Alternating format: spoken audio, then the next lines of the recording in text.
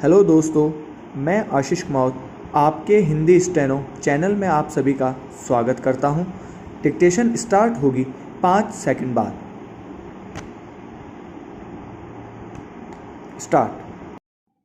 केंद्र और राज्य सरकारों के मुकाबले भारतीय शेयर बाजार कोरोना के नए वेरिएंट के खतरे को शायद बेहतर ढंग से समझ रहा है। तभी तो पिछले 2 दिनों में सेंसेक्स 2000 से अधिक अंक लुढ़क चुका है।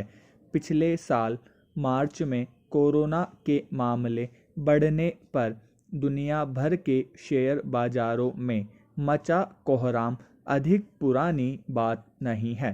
दक्षिण अफ्रीका से निकले कोरोना के नए वेरिएंट ओमिक्रॉन ने भारत ही नहीं बल्कि पूरी दुनिया को फिर से आशंका के भंवर में डाल दिया है।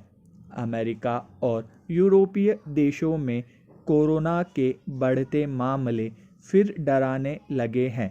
ब्रिटेन में हाल ही में 3 दिन तक लगातार एक दिन में सर्वाधिक मामलों के रिकॉर्ड कायम हुए हैं।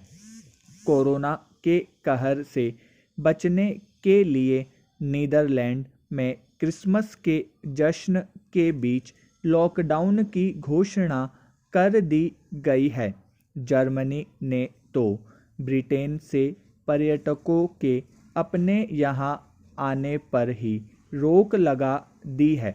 शेयर बाजार की तरह आखिर हम लोग भावी खतरों को भाप कर उसके अनुरूप व्यवहार क्यों नहीं कर रहे? वैज्ञानिकों की चेतावनी को दरकिनार करने के नतीजे हम पहले देख चुके हैं। एक दौर में तो पूरा देश ही अस्पताल नजर आने लगा था। दुनिया भर के वैज्ञानिकों ने फिर चेतावनी देनी शुरू कर दी है। कोई जनवरी तो कोई फरवरी में तीसरी लहर की आशंका जता रहा है। स्कूल कॉलेज खुलने के बाद शादी विवाह भी परवान पर रहे।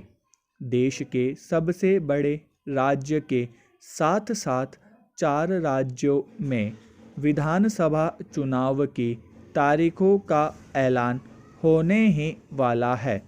इन राज्यों में रैलियों और जनसभाओं के जरिए वोट जुटाने का काम शुरू हो चुका है। तमाम हिदायतों के बावजूद मास्क कम दिख रहे हैं, तो सोशल डिस्टेंसिंग की भी किसी को परवाह नहीं दिख रही। ऐसे में क्या हम तीसरी लहर को खुद दावत नहीं दे रहे हैं? इतना सब भुगत चुकने के बाद भी संभलने को तैयार नहीं। केंद्र से लेकर तमाम राज्य सरकारें सक्रिय दिखने के प्रयास तो कर रही है, लेकिन वाकई में जितनी सक्रियता दिखनी चाहिए दिख नहीं रही। आज के माहौल को देखकर लगता नहीं कि पहली और दूसरी लहर के दौरान इतना कुछ लुटा देने के बाद भी हम होश में आना चाहते हैं।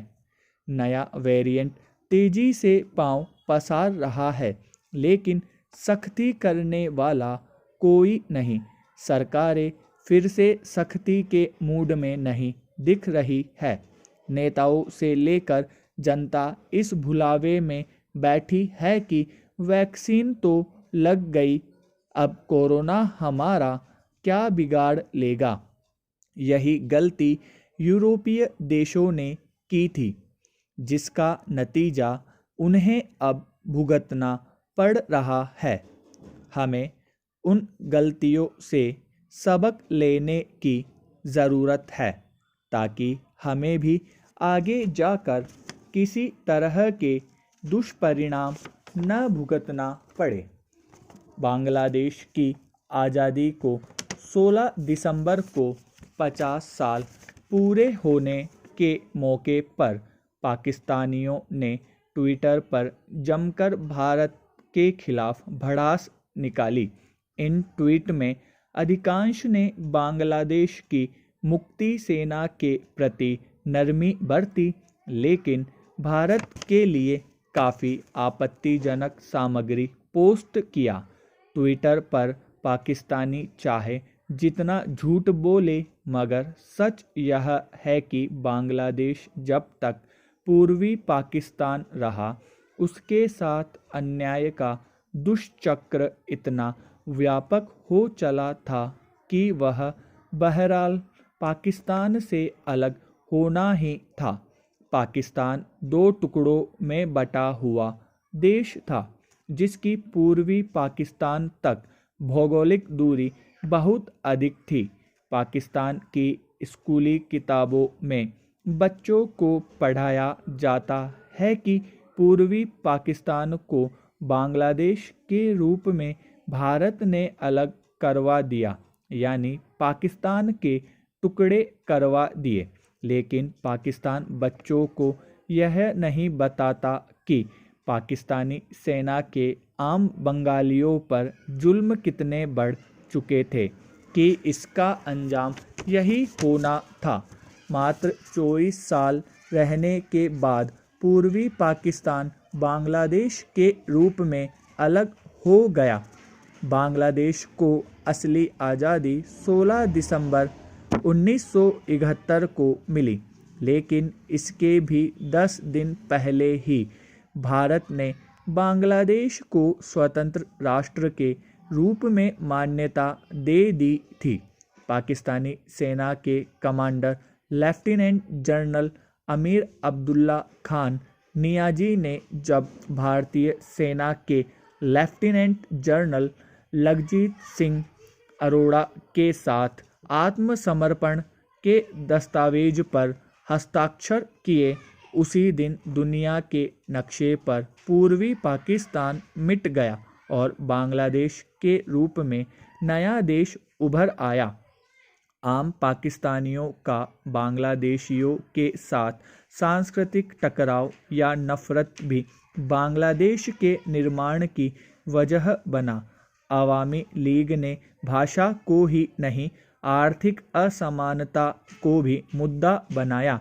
पाकिस्तान बंगालियों की हर जायज़ मांग को बंदूक से दबाना चाहता था।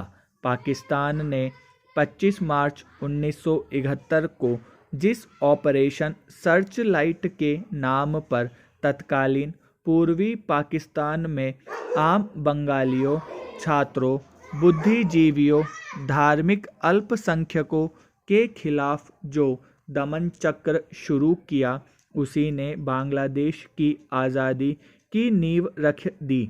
सन 1970 के चुनाव नतीजों को अस्वीकार करते हुए पश्चिमी पाकिस्तान के जिद्दी राजनेता शेख मुजबिर रहमान को नेता मानने से इनकार कर दिया। इसके साथ ही पूर्वी पाकिस्तान में आम बंगालियों के खिलाफ सेना छोड़ दी तो अंजाम बिखराव के रूप में होना ही था। ऑपरेशन सर्च लाइट के विरोध में पूरा पूर्वी पाकिस्तान धधक उठा। भारत ने हालातों को देखते हुए और बंगालियों की मांग पर दखल देकर बेशक मुक्ति युद्ध स्वतंत्रता के लिए संघर्ष को समर्थन दिया।